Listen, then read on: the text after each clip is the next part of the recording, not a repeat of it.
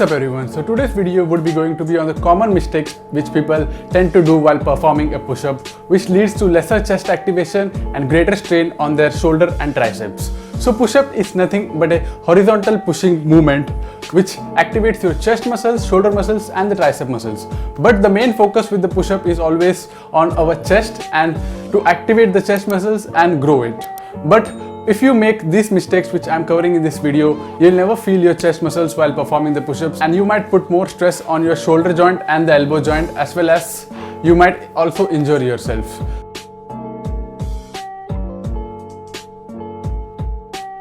And if you observe properly, the push-up is nothing but a bench press in an inverted form. In case of the bench press, our arms are moving closer and away to the chest, but with the push-ups, our torso is moving, that is our chest is moving closer and away from our hands.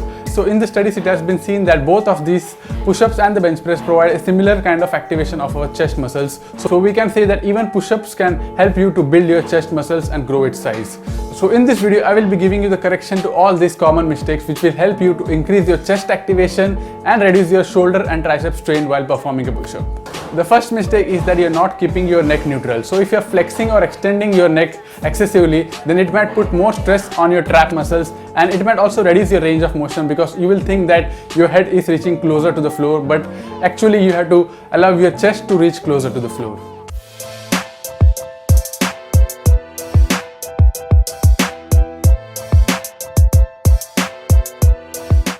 The second mistake is flaring out our elbows too much. So if you are flaring out your elbows beyond 60 degrees, then you will be putting your shoulder into internal rotation and you will put excessive strain on your shoulder joint, which might lead to less chest activation and more strain at your shoulder muscles and overall shoulder joint, which might injure you as well. So the flaring out of your elbows should be restricted to around 45-degree angle, and then you have to perform the push-ups. In this way, if you perform, then there will be higher chest activation and less strain on your shoulder muscles.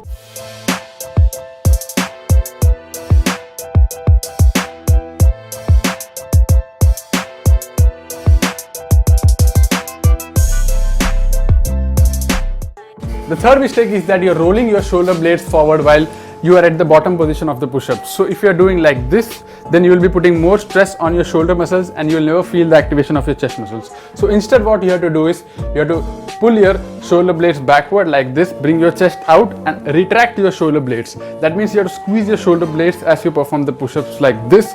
Then only you'll feel the activation of your chest muscles.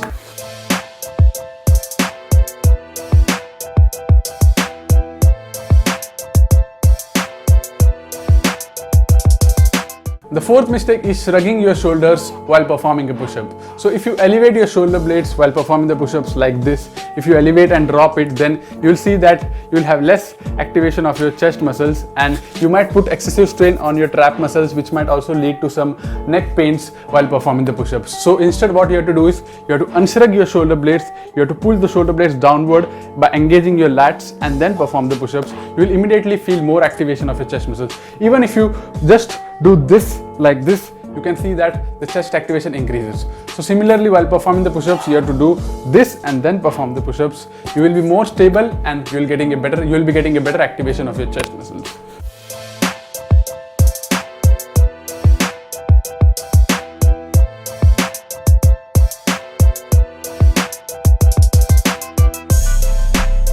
The fifth mistake is that you are keeping your arms too wide or too close. If you keep your arms too wide, then there is a higher probability of your elbows flaring out and putting more pressure on your elbow joint. And if you are keeping it too close, then you will be increasing the activation of your tricep muscles and reducing the activation of your chest muscles. So the ideal position of your arms should be such a way that it is just outside your shoulders. So it should be like this while you are pushing, so that you can get maximum activation of your chest muscles.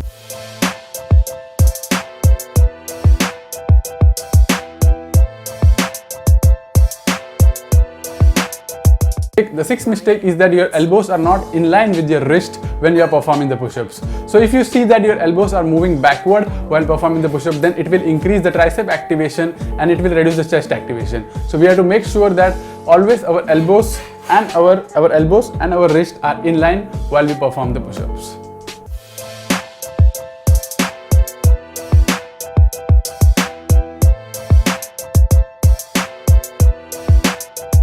The seventh mistake is that you are rotating your arms inward while performing the push-up like this. If you rotate your arms inward, then you will be putting more stress on your wrist as well as your shoulders while performing a push-up, and it will reduce the chest activation, and it might be looking like a diamond push-up, which will increase your tricep activation. So instead, what you have to do is you have to keep your arms straight or slightly outward and put some external torque. So you have to imagine that there is a cloth between your arms and you have to tear it apart.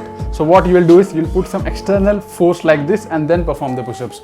Immediately you will see that you will be getting a higher activation of your chest muscles when you do that. So keep it slightly outward and put the external torque and then perform the push-ups.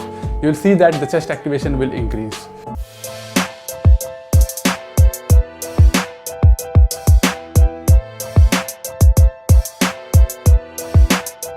The eighth mistake is that you are not engaging your core muscles. Even though this is exercise of your chest, but this is not a bench press where you are relaxing your spine onto the bench.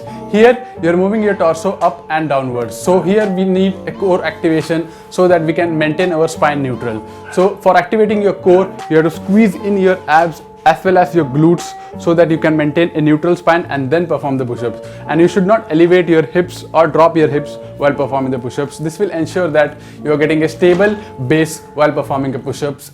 And for having a better awareness of core engagement, you can imagine a push-up as a plank which is moving upward and downward.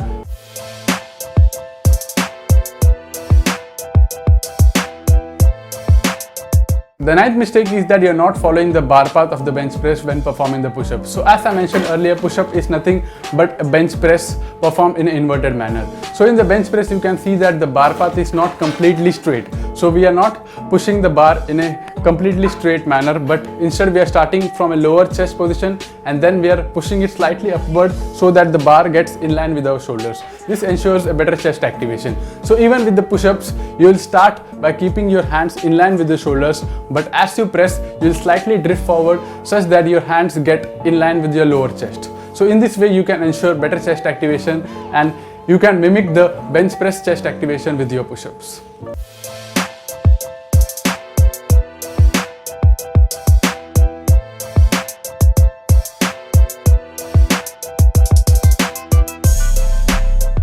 The 10th mistake is the most common one, that is the reduced range of motion and increase in the speed while performing push-ups. Yeah, if you're just chasing your numbers, then you can perform this kind of push-ups. But if you're chasing muscular gains, then I would say that you should perform your push-ups in a complete range of motion with a medium to slow pace. If you do that, then only you will increase the muscular fiber activation of your chest muscles and you will provide enough tension in your chest muscles to stimulate it for your growth. So ideally you can go for a full range of motion with a slow pace, and you can also pause at the bottom so that you increase more tension in your chest muscles.